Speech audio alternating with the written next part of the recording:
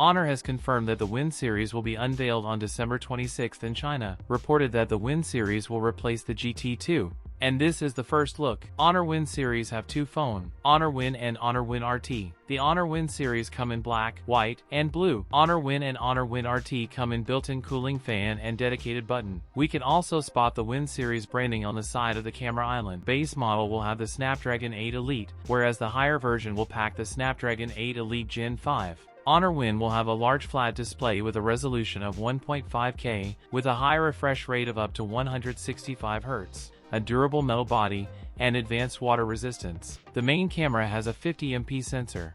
One of the two devices is bring a massive 10,000 mAh battery with 100W wired charging support. It is still unknown whether the Honor Wind smartphones will be released outside the Chinese market. That's it for today's video. If you enjoyed it, don't forget to like, comment, and subscribe for more content. Thanks for watching, and I'll see you in the next one.